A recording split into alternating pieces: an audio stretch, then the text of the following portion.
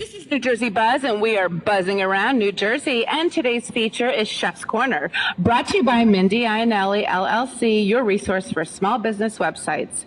So today we decided to go into Princeton because there's a really awesome restaurant called Mistral, whose sisters to Elements. And they have a lot of very interesting things that we felt we should buzz about. So I want to welcome Ben to the show. Welcome, Ben. Thank you so much. Glad to be here.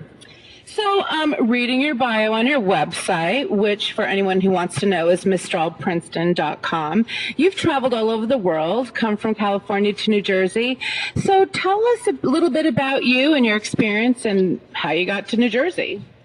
Well, I got to say, I never thought I would end up in New Jersey, but kind of by way of many different opportunities, I'm here and we're loving it. Was out in California before this, in Napa Valley, working at the restaurant at Meadowood, which is a 3 Michelin star restaurant up there.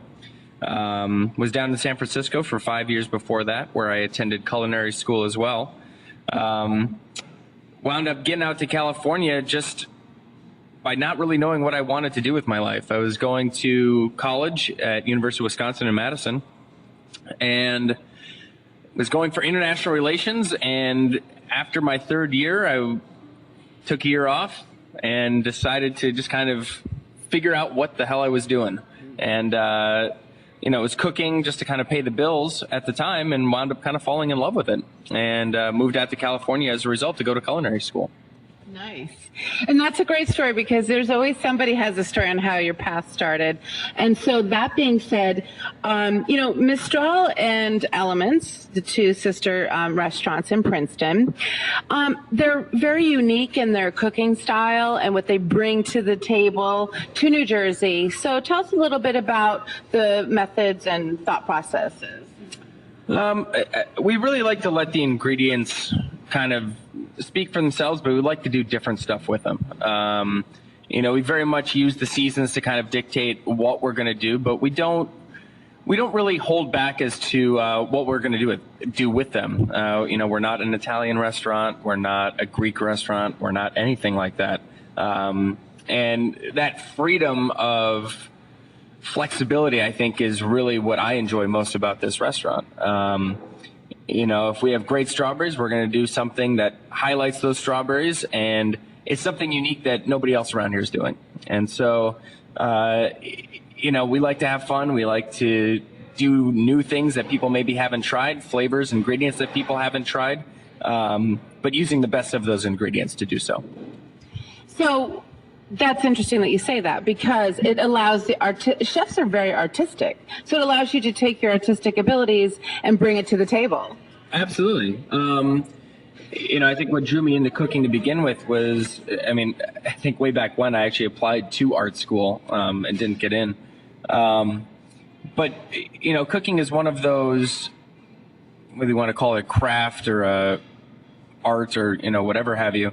It utilizes all of your senses, whether it's, sight, sometimes there's sounds involved with it. Anybody who's been to a Chili's and has had those sizzling fajitas knows exactly what I'm talking about. Your taste, your sight, the sound, and, the touch. And I really, really enjoy that. Now, being that, obviously from California, we're in the Garden State. So you guys do use a lot of local produce? Certainly when possible, we absolutely use whatever the Garden State has to offer. We work with Z Food Farms, which is right down the street on Princeton Pike. They're a CSA, good friends of ours. We also use Zone 7 quite a bit, which is kind of a meeting point for a lot of local farms and stuff, and they kind of are the middleman, so to speak. We really like to use all the bounty that the state has to offer when it makes sense. Now, you guys also have, quote, outdoor seating, which is year-round with heat lamps, etc. And now Elements is upstairs from you, so you both have a liquor license now, right? That's true. In the past 3 years, there have been a lot of changes that we've made. We started off as pretty much a 45-seat restaurant. Added on another 45 seats outside in this beautiful enclosed patio.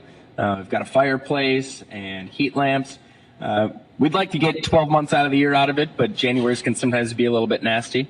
And then we also just recently opened our bar, which is right on the street front on Witherspoon Street and kind of encompasses the entire Mistral Restaurant.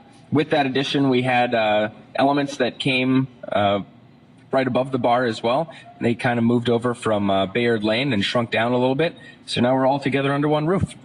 I know, and your bartenders have some awesome signature drinks using local products, I saw.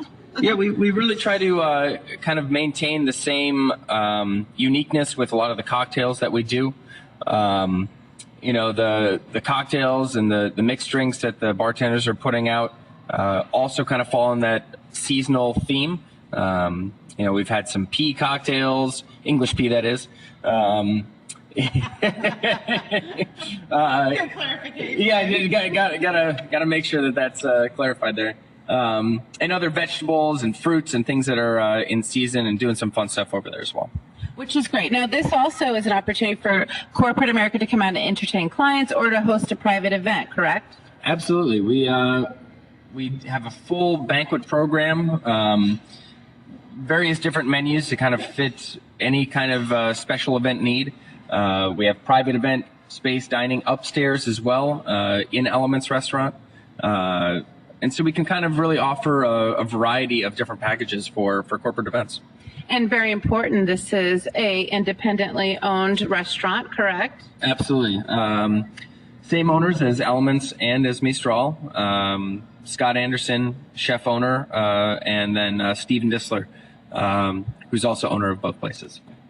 Well, I want to thank you so much. Now, for anyone who's interested in finding out, now it's kind of off the beaten path of Nassau Street and Palmer Square, but you are right across the street from the library. Yeah, you know, people I think sometimes overlook us a little bit. You know, we're kind of tucked away behind a parking lot, but right across from the library, very close to Palmer Square and Nassau Street.